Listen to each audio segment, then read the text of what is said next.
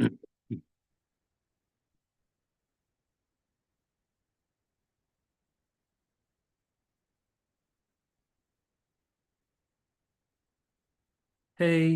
good evening, and welcome to another session. This is not a recap. This is actually a pre-market and preview to the week. Hope everyone had a good weekend. Okay, let's share my screen.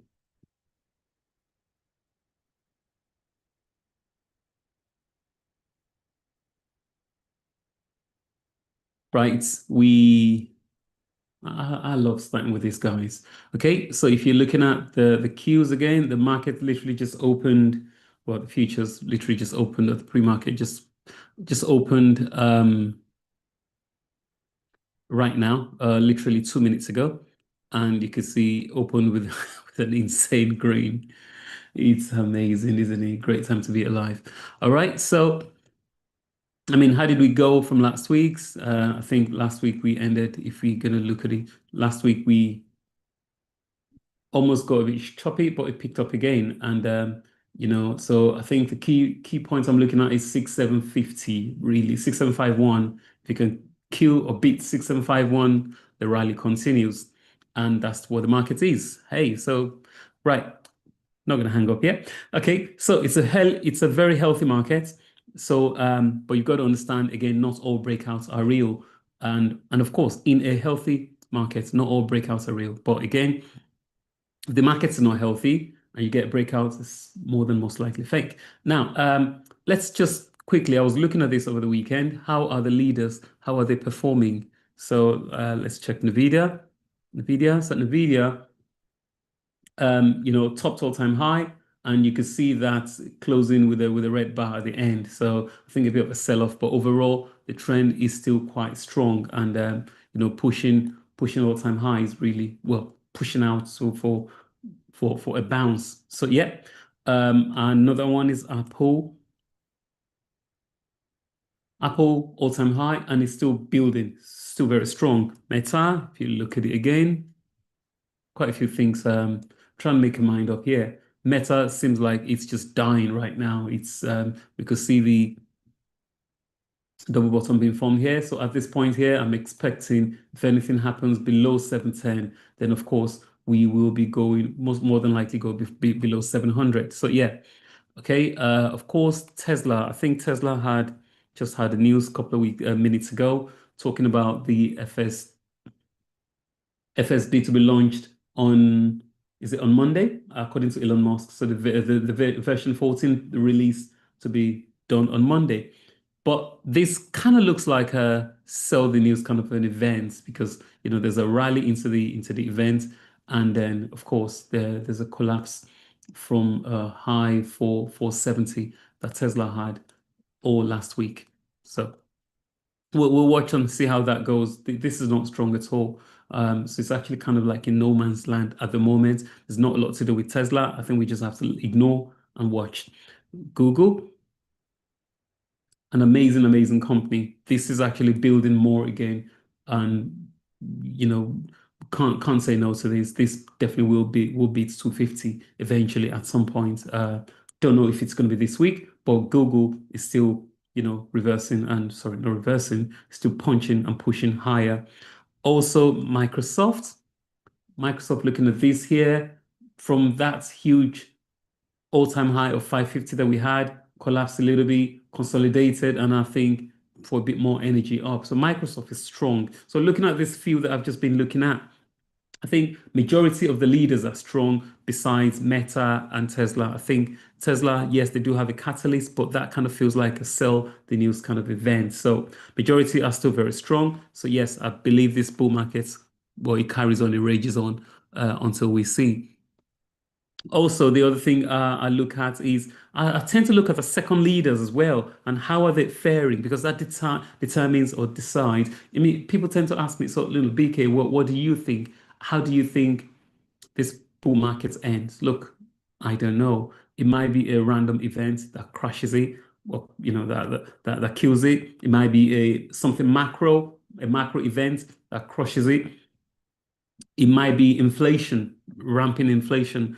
Key point to note here is that the government shutdown is still on. So while the government shutdown is still on, which we are lucky, while the government shutdown is still on, I think an advantage. So the market doesn't care; it just keeps going on, and we haven't really got key data for any key reversal or anything at all. Another note is a few things I look at. Sorry, where are they again? Yeah, so I said I was going to look at the part-time, sorry, the second leaders, if I'm going to call them. So let's look at AMD. AMD has not been a great one to play. So it's just a very poor price action generally with AMD. Goes, consolidates here, almost just can't get a high. So yeah, AMD is a very poor price action right there.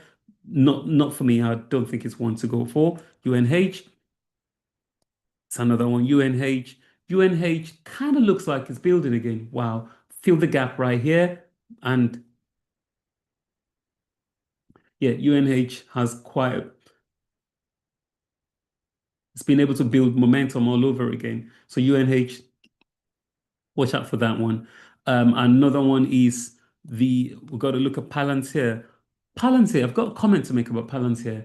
Palantir had some, they had a news on Friday, okay, which is, there's a claim of security flaw in Palantir, according to Wall Street Journal. I was reading elsewhere that it's been fixed, but again, the the stock is saying something else. Okay, so yes, it might have been fixed. Palantir is such a great momentum trade or stock, but at the moment, nothing is there. I think the key comment I'm going to make about Palantir is that there's so much expectation from this stock. There's so much expectation from this stock. So every little bad news, it's going to be a mega effect. So something you got to be wary of here as a trader if you're looking at Palantir.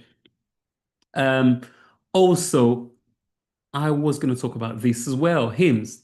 So hymns just can't catch a break. Personally, I don't know where this is going, but I believe this probably should go below 40 at some point because I think it's been telling us for a while now, it just couldn't break above this high and just couldn't break. And then you can see that pivot point right there. The other thing is, speaking of hymns, we had cost.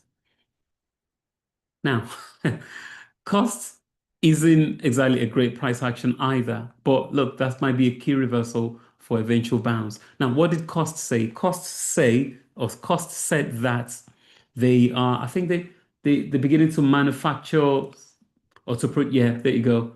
So strong investment choice, something about cost, which was, I think, one of the medication they were going to start selling and not manufacture. They were going to start selling one of the medications which HIMS were making. So I think HIMS just couldn't catch a break as a result of that. So yeah. So yeah, and so you just couldn't catch a break, and that just, this is having an effect on him. But again, I believe cost has his own issues. But anyway, generally, if you look at technically here, both of them are not exactly great positions to trade or to be in.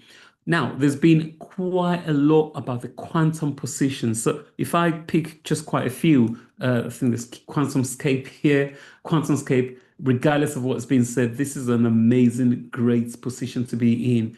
The price action just seems amazing and it's about to go on a huge, wild breakout rally. Another one here, RGTI. So one thing you got to be careful is, look, we cannot ignore the macros, okay? In this case, I think especially for long-term investors, we cannot ignore the macros. So while you can see that the macros, it goes this way. Where are we? Yep. So it looks like it came down and it's going, but overall, I think right here, if you look at the numbers are such a big disaster. There's been quite a lot of bearish calls on this thing. One thing you've got to understand is you need to know when to get in, but you can't call a short while the momentum is still very strong. So you've got to be careful, understand where it weakens. But if you got enough time, you could either go pyramid and just scale in gradually while this collapses eventually. But yeah, it's not going to go forever, this one here. The numbers don't look right. QUBT. QUBT again. This might be another wild ride for, top out before it collapses. So right now it still kind of looks strong. So we'll watch out for this on Monday and see how it plays. But right now it still looks very, very, very strong. Okay. Another one to look at right here is um QBTS. Okay. QBTS. QBTS seems like one which is more of a, yes, it kind of feels like a more of a be careful kind of an investment here. While I believe it feels like they've got something, but at the same time, yes, this is way, way, way overpriced. Okay. Um, you got to understand market goes up and down. Yes, people tend to buy for long term. Market is always forward looking, but at some point this is running faster than its legs, in my opinion. And so you got to be careful. I think I'll be looking at this on the long on the short side. So I am waiting and I'll see how far it can go. But again, for this week, if you're looking at this short term for this week, we'll see how this plays, and we have our eyes peeled out for this, see how they play on, and that will determine our next step. But so far, so good. The price action is still great and still beating up, really. Also, over the weekend, Bitcoin just does not care. It just pushed our all-time high, and that kind of went quiet. Nobody just, it felt like it was a quiet event. 125,708, and it just consolidates here. But Bitcoin has been an amazing one. It's just very, very strong. So despite the government shutdown, the uncertainty, of course, people put money towards Bitcoin. Likewise, gold. Gold, yep. Look at that. Opened already, and it's green. It just keeps pushing and pushing and pushing.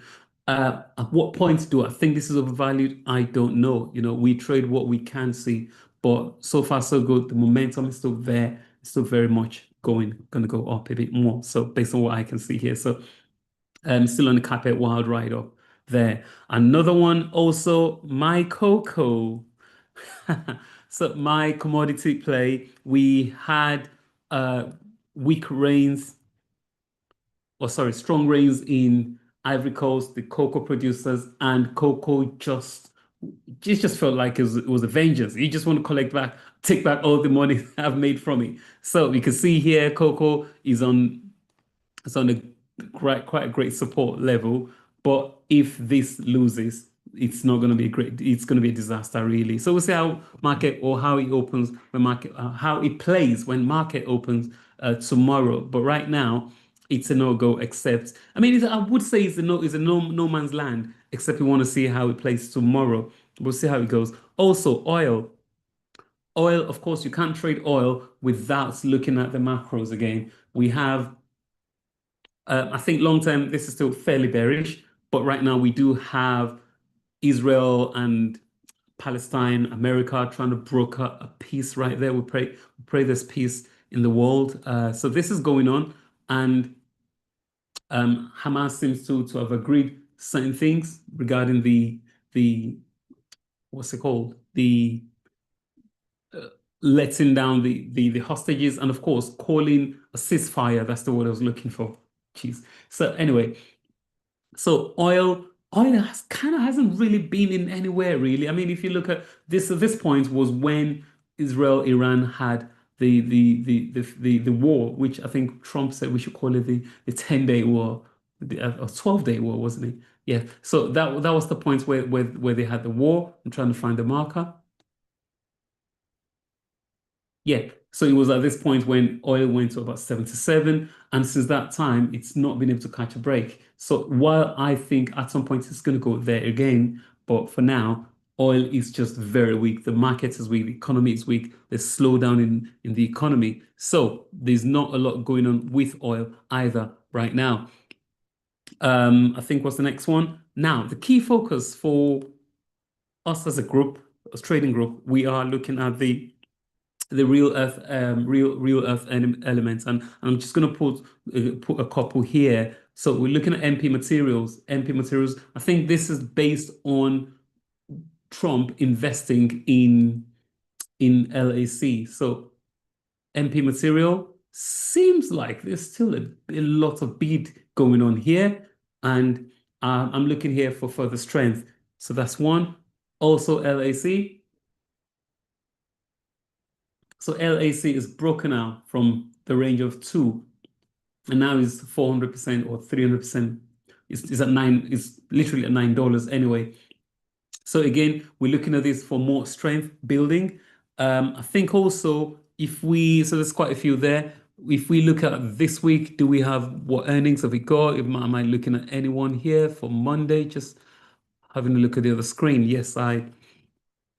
So we're looking at about in the next week or so, then we shall start having the earnings start coming in. And yes, so again, the excitement is going to be back. I mean, when has it never been exciting anyway? But for tomorrow, just trying to check the earnings calendar.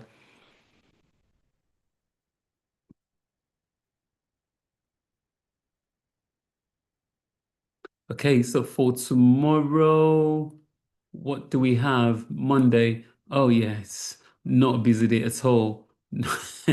Not a busy day at all. And then again, um, Tuesday. Yeah, okay. So we're gonna go on the go. We're gonna go to these on a, you know, day-to-day basis, really. But there's not a lot going on so far. So good this week. Yeah, but the main action starts next week, and that's when you know the boat's gonna hit the road. So, but anyway, until then, trade right, do the right thing for yourself. Look, thank God it's Monday for me. And yes, I'll catch you on the field next time. Take care and have a good